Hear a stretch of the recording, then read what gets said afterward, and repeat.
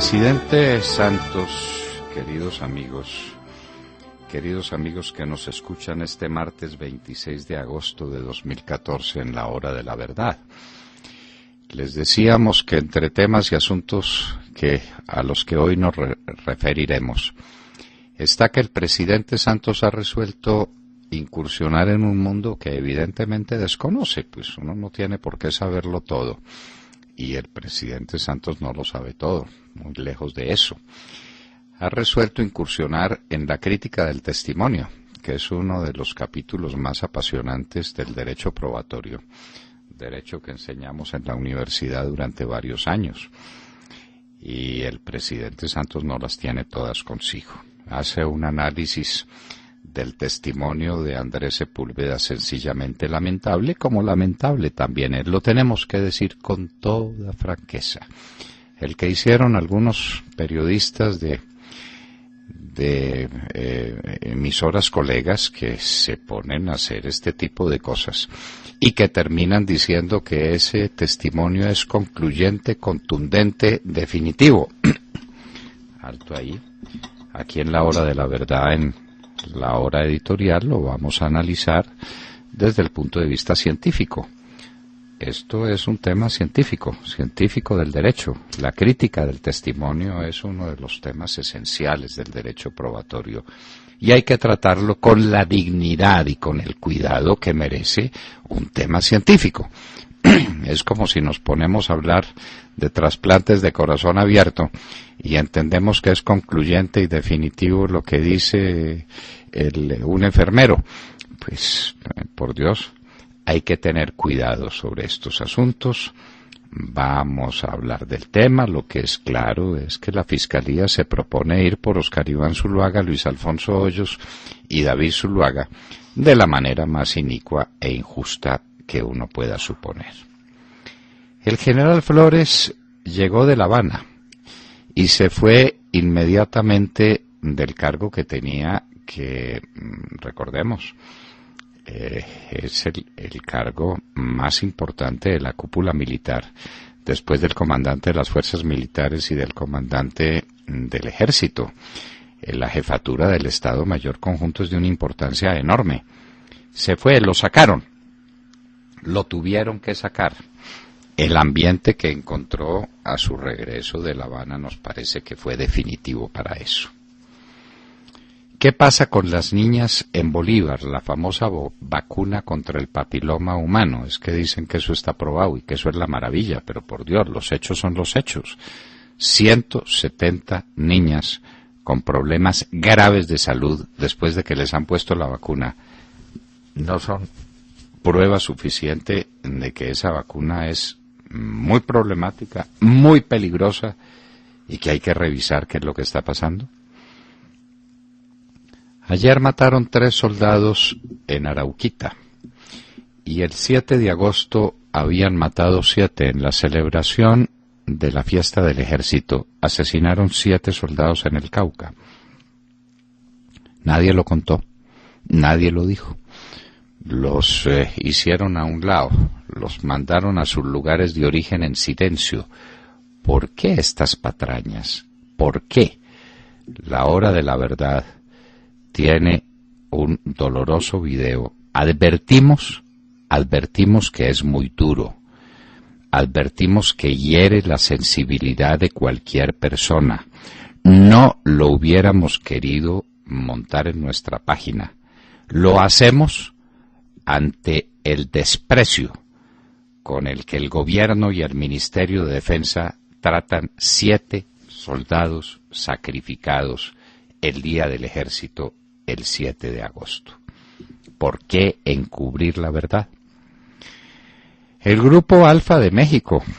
En México hay 2 grupos inmensos, el Grupo Alfa y el Grupo Visa, y el Grupo Alfa parece que a 2 dedos de comprar Pacific Rubiales en Colombia. Lo de Pacific Rubiales está en silencio. ¿Cómo va a ser el trato que se le da a sus relaciones con Ecopetrol, el final de ese contrato y las perspectivas que Pacific dice tener para la explotación de petróleos pesados en esa zona del Orinoco. 9 heridos hubo con granada en Medellín. ¿Qué es lo que está pasando en Medellín? Dicen que es un problema entre bandas y entonces que una banda que era dueña de no sé qué se tuvo que ir, pero entonces está regresando y tira granadas. Ahí hay una situación de orden público gravísima que hay que resolver.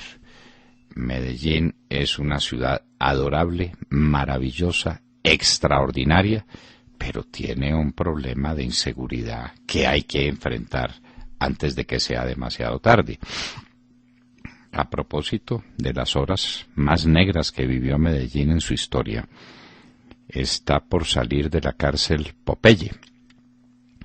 Popeye es el más horripilante criminal con el que uno pueda entenderse a través de los medios de comunicación. Es un hombre de un desparpajo, de un cinismo, de una claridad para contar todos sus crímenes que sencillamente lo dejan a uno asombrado.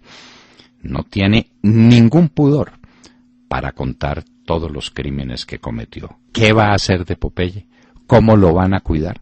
¿Cómo van a impedir que maten a Popeye? ¿El Estado custodiando al peor de los criminales? Los contrasentidos de la justicia colombiana. Parece que hay pruebas muy serias de que el Islam quiere atentar contra el Papa Francisco. Hay que tomarlo en serio. Estos grupos islámicos son capaces de cualquier cosa. Al Papa Francisco no le gusta el papamóvil, no quiere tomar ninguna precaución, pero con estos grupos las cosas van perfectamente en serio, y si uno mira las cosas con alguna objetividad no puede caber duda ninguna de que el Papa Francisco sería un blanco atractivo para estos salvajes. El grupo Aval lleva sus acciones a la Bolsa de Nueva York. Eso ya quedó decidido en la asamblea del grupo, asamblea extraordinaria del grupo Aval. Quiere capitalizarse para hacer nuevas inversiones el grupo Aval. Parece increíble. Estábamos hablando de una sequía enorme y de la llegada del fenómeno del Niño y de todas las previsiones para conseguir agua, pues La Mojana está en grave riesgo de inundación.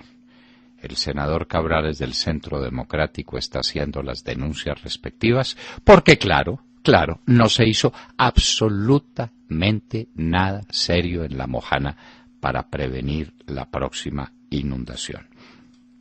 Las aguas han vuelto, uno no sabe por cuánto tiempo, pero hay grave peligro de una nueva inundación en La Mojana. ¿Y qué hizo el gobierno? Nada como todo lo que hace el gobierno, o las cosas que hace las hace mal, como la famosa doble calzada de Bogotá a Girardot, que es un desastre, En el último puente festivo, los trancones fueron inmensos, como cuando no había doble calzada, por cuenta de los baches, de los daños, de los defectos de la construcción de una vía que se acaba de entregar. Márquez y Santrich. Allá se fue el colega Rodrigo Pardo a hacerles una nueva entrevista y a proponerlos otra vez como los grandes personajes de la política colombiana, pues porque de eso se trata. Y entonces dicen que ellos tienen la fórmula maravillosa para arreglar todo el problema de Colombia, que es el cese bilateral al fuego. Es decir, que los policías y sobre todo los soldados se queden en los cuarteles, mientras ellos hacen lo que les da la gana en el resto del país, porque el cese bilateral es muy fácil comprobárselo a las fuerzas militares y de policía. Eso sí es muy sencillo. En cambio, a estos bandidos, ¿quién les comprueba el cese bilateral? Se quieren tomar al país y la fórmula es bastante sencilla. Cese bilateral al fuego. También quieren nada menos que el gobierno abandone lo que ellos llaman la política neoliberal para hacer el socialismo del siglo XXI y para que terminemos aquí también con las máquinas captahuellas. Antes de ir a hacer mercado, para que miren cuántos kilos de arroz compramos a la semana, que es en lo que está Venezuela. De manera que nos quieren traer la misma receta de su madre adoptiva, que es la Venezuela de Nicolás Maduro. A propósito, en Venezuela hay manifestaciones y protestas muy serias sobre las máquinas captahuellas. Es que esto ya es el colmo de la intervención del Estado en la vida privada de la gente. Ponerle la obligación cuando llega a un supermercado a que ponga sus huellas para saber cuántos kilos de arroz ha comprado en la semana, a ver si puede comprar otro o no, o cuántos huevos. Esto es inaudito. Esto pasó hace rato de lo que habían establecido en Cuba. Una cartilla de racionamiento electrónico del peor calado en cuanto a supone la intervención sobre la vida privada de la gente. Por eso hay desórdenes, hay protestas, por eso y por la inseguridad y por los problemas de salud. Hace poco veíamos la noticia de un cantante importante que tuvo cáncer y se tuvo que salir de Venezuela porque en Venezuela no hay remedios para el cáncer. No los hay. Y esto es el país más rico de América Latina, condenado a la postración por el famoso socialismo del siglo XXI. Francia está en medio de una crisis política gravísima. Se acaba de caer el gabinete del señor Valls, que tiene que construir un nuevo gabinete, porque el ministro de Hacienda le hizo críticas a la política económica de Alemania. Lo cierto es que François Hollande está en el colmo del desprestigio. Alguien lo llamó, y no desde las toldas derechistas, sino desde su propio partido, el presidente de nadie. François Hollande en una crisis inmensa, mientras en la derecha también hay problemas. Los ataques a Sarkozy le han creado mucha mella a su imagen, y lo que tenemos es el crecimiento de la extrema derecha de la señorita Le Pen. Siria contra ISIS. Miren ustedes lo que son las cosas de la política. Van a terminar aliados los Estados Unidos y Bashar al-Assad. Los Estados Unidos están dispuestos a bombardear a ISIS en Siria. Siria lo único que exige es coordinación y que los Estados Unidos le anticipen cuándo van a bombardear para que sea con su consentimiento. Bashar al-Assad y Obama asociados era lo que nos quedaba por ver. Navi Pillay, quien es la directora de Derechos Humanos de la ONU, ha hecho un descubrimiento que nos tiene pasmados. Que ISIS ha cometido delitos de lesa humanidad no sabíamos, nadie sabía. Estos son los más bárbaros entre los bárbaros, el movimiento más salvaje que ha habido en muchísimo tiempo. Y la señora Pillay menciona la ejecución de 670 prisioneros en Mosul cuando entraron los de ISIS. Esto es apenas el comienzo de una lista interminable de atrocidades cometidos por estos salvajes que obran, dicen ellos, a nombre del Islam. Los islamistas egipcios dicen que eso no es Islam ni nada que se parezca. Israel bombardea ahora edificios altos en Gaza. Primero los anuncia y les dice: salgan de ese edificio porque lo voy a bombardear, porque está convencido de que ese es el refugio de la gente de Hamas. Los terremotos en Napa, California, del que nos habló ayer Cristina Londoño, en Chile y en Perú, son fenómenos independientes. No es el único terremoto de la costa del Pacífico que algunos científicos se han atrevido o se han aventurado a predecir. No, son fenómenos aislados, han dicho los geólogos que están muy lejos de poder predecir las cosas, pero que sí las describen bien una vez que han ocurrido. Y hoy en la historia, 1813, el año fatídico de Napoleón Bonaparte. Lo recordaremos en Dresde, en el momento ya culminante de su caída, falta poco para la batalla de Leipzig, la más grande de todas las batallas de las guerras napoleónicas y la más desastrosa para Napoleón Bonaparte. De todo esto y de mucho más hablaremos con ustedes en las próximas horas desde aquí, desde la Hora de la Verdad. Muy buenos días a todos. Bueno, yo creo que es inevitable que hablemos de la cortina de humo del momento, porque aunque algunos no estén de acuerdo conmigo, para mí eso es lo que es, un gigantesco y eficaz efecto distractor cuyo protagonista es un supuesto hacker que era un simple técnico informático y que trabajó en la campaña de Óscar Iván Zuloaga, trabajó también para JJ Rendón.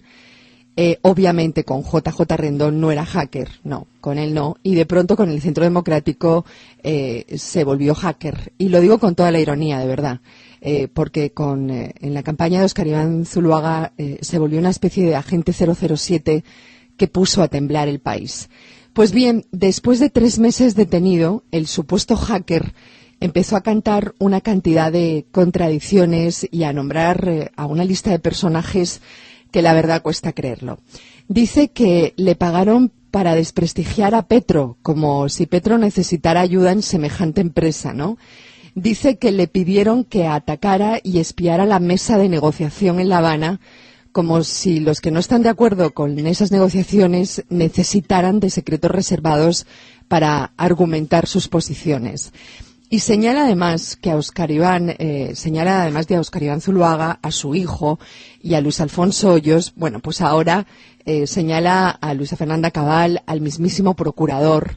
En fin, es lamentable y vergonzoso que se haga semejante escándalo sin pruebas en la mano y ateniéndose únicamente al testimonio de un personaje que, como reconoció su propio hermano, recibió presiones de la Fiscalía. Eso dijo su hermano, aclaramos. ¿Qué hay detrás de este show tan patético? ¿Cuál es el papel de la Fiscalía y cuál es la función de la crítica al testimonio de la que usted nos hablaba al inicio del programa, doctor Londoño? ¿Qué significan las palabras del presidente de la República, Juan Manuel Santos, cuando califica las declaraciones del hacker como empresa criminal, dice él? Está juzgando públicamente a Óscar Iván Zuloaga y al Centro Democrático y los está graduando de criminales. ¿Qué le da escalofríos al presidente Juan Manuel Santos? ¿Las alucinaciones de un técnico informático con complejo de agente 007 o el hecho de que la justicia en Colombia esté a merced de una cuestionable y dudosa crítica al testimonio? Pero además, Montserrat, de un sistema que permite que si este hombre acusa a la gente que está acusando y dice las barbaridades que está diciendo, queda libre de cualquier delito que haya podido cometer.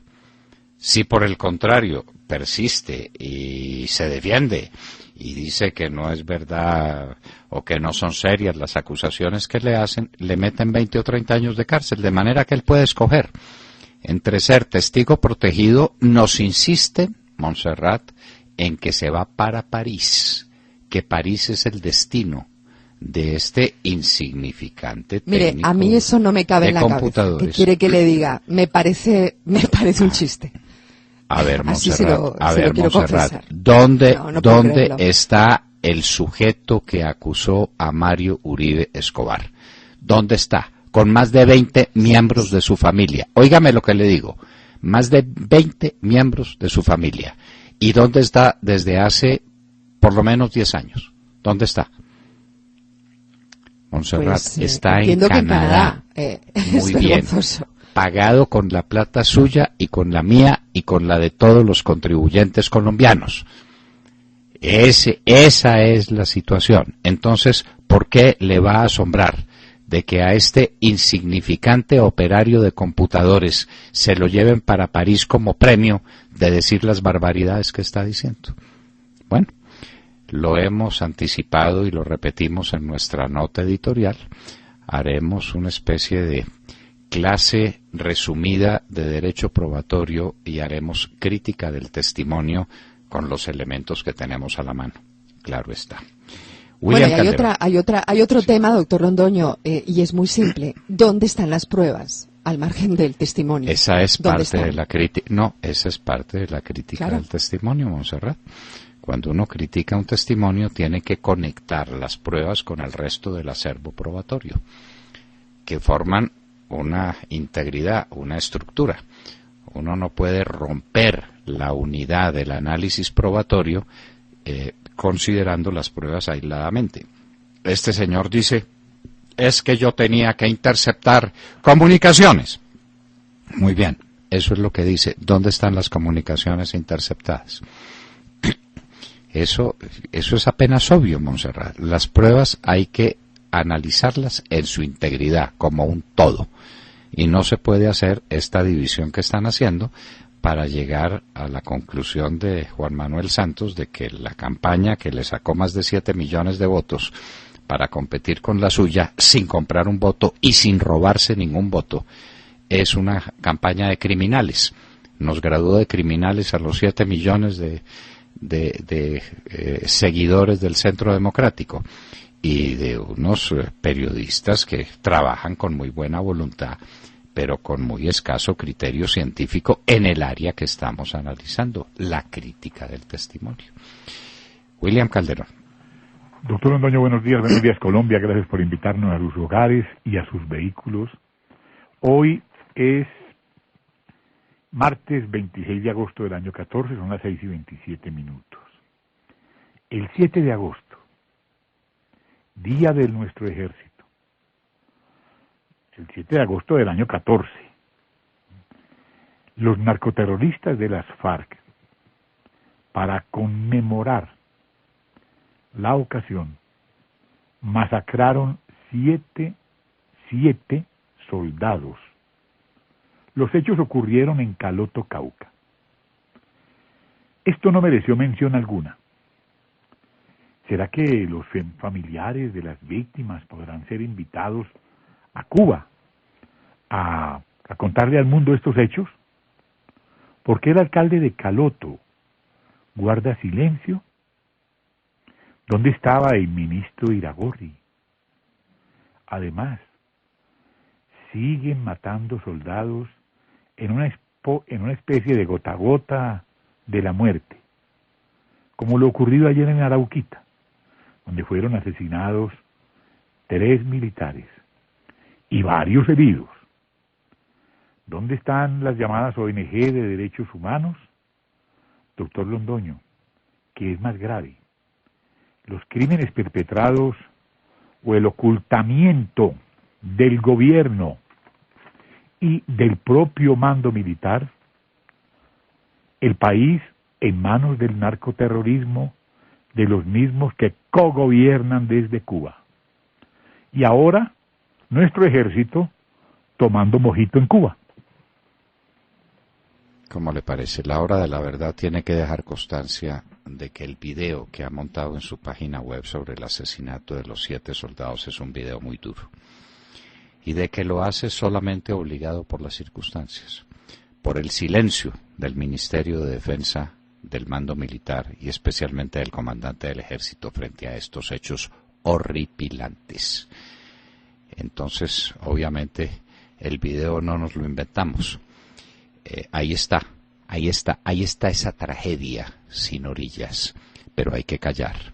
Esto no se le puede contar al mundo. La gente no puede saber cómo mueren acribillados en emboscadas miserables nuestros soldados. Iban en un camión, los acribillaron, los asesinaron. Ahí están sus cadáveres. Y ahí está la reacción de los otros soldados que llegan a recogerlos. Publicamos ese video con dolor en el corazón y con plena advertencia de que no debe ser visto por personas a quienes este tipo de escenas les pueda causar un impacto muy serio en su sensibilidad, porque es muy duro.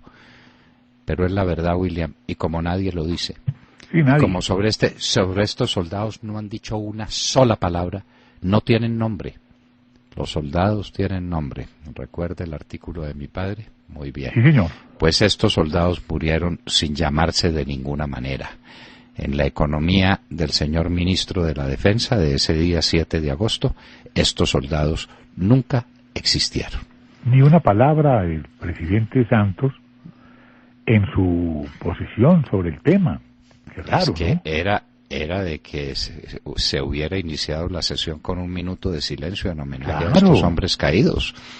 Esto fue espantoso, horripilante. Esto sí es horripilante. Sergio Gel. Doctor Londoño, muy buenos días para usted, para todos nuestros oyentes. Pues amanecemos dándole un vistazo al panorama internacional y sobre todo al problema de los grupos fundamentalistas islámicos. Me refiero particularmente al que se ha llamado el Estado Islámico, el EI, que pues tiene una presencia muy fuerte en Irak, está controlando algunas poblaciones y que además se ha dicho, según fuentes de inteligencia italianas y de algunos otros países, tendría en la mira al Papa Francisco. Es el objetivo principal de estos yihadistas.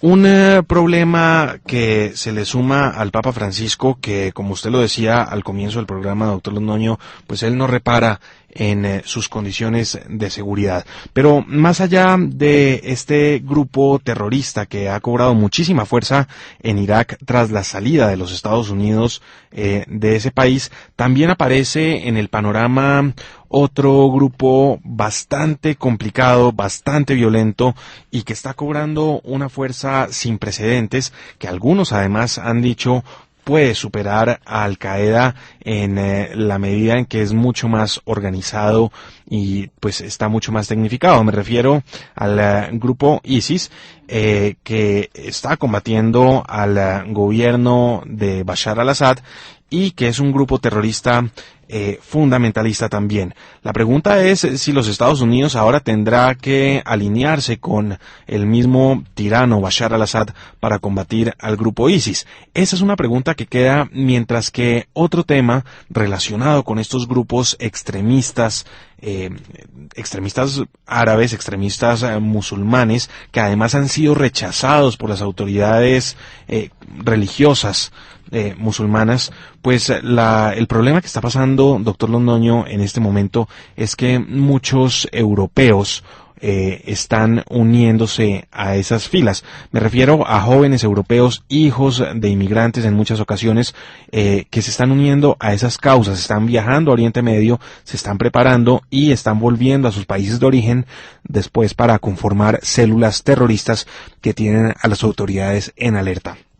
Esa es la situación, doctor Londoño, con esos grupos terroristas que pues incrementan su accionar, prenden las alarmas, las prende el grupo EI, el del Estado Islámico, las prende el grupo ISIS y sobre todo la están prendiendo mucho estas células que se están conformando en Europa por parte de jóvenes que están yendo a Oriente Medio a prepararse, a entrenarse y están volviendo a sus países de origen. ¿Qué va a pasar con estos grupos terroristas y qué actitud va a tomar los Estados Unidos sobre todo frente a esos grupos? Pues eso está por verse. Hagamos una pequeña aclaración, Sergio. El grupo ISIS está combatiendo contra Bashar al-Assad en Siria. Sí, eso señor. es claro. Sí, señor. Pero su base principal de operaciones está en Irak. Sí, señor. Y en Irak se ha tomado un poco de ciudades donde ha cometido las atrocidades más inenarrables. Por ejemplo, a un grupo religioso que es anterior al Islam y a los católicos los entierran vivos. Contra eso ha protestado el Papa y esa es una de las razones por las cuales estaría en la mira de estos fundamentalistas extremos, de quien dicen los mismos islámicos de Egipto no son del Islam ni son nada. Y tienen Claro, lo rechazan. El Islam no es eso ni puede ser eso. ¿Qué tal que el Islam fuera eso? No, el Islam es una religión pacífica que rechaza esas actitudes extremistas y salidas de todo contexto. Sí, señor. Pues a nombre del Islam están cometiendo estas atrocidades. Y lo que usted dice, va a terminar Obama aliado con Bashar al-Assad en posibles bombardeos aéreos contra el grupo ISIS antes de que sea demasiado tarde. Pero fíjese usted que Obama sacó sus tropas de Irak porque su olfato político le dijo que ya toda su tarea estaba concluida. Y mire el infierno que dejó a sus espaldas. ¡Ay, qué horror! Alejandro Ramírez. Buenos días a los oyentes de la Hora de la Verdad. El general Javier Flores, quien encabezara la comisión de 5 altos mandos militares que viajaron el pasado jueves a La Habana, deja la subcomandancia del Estado Mayor Conjunto de las Fuerzas Militares y en adelante asumirá la jefatura. Perdón. Él no es subcomandante. Él era el jefe del Estado Mayor Conjunto. Perdón, el jefe del Estado Mayor Conjunto, tengo entendido que tenía un grado de subcomandante. No, señor. No, bueno, señor. En Jefe adelante, del Estado. Sí. En adelante asumirá la jefatura de transformación del ejército. Ayer en Medellín, el ministro de Defensa, Juan Carlos Pinzón, confirmó que el nuevo comandante del Estado Mayor Conjunto de las Fuerzas Militares será el almirante Henry John Blaine Garzón, en tanto el general Javier Alberto Flores seguirá en la subcomisión técnica para el fin del conflicto, donde asesorará a los negociadores del gobierno en La Habana en temas de desmovilización, dejación de armas y reintegración.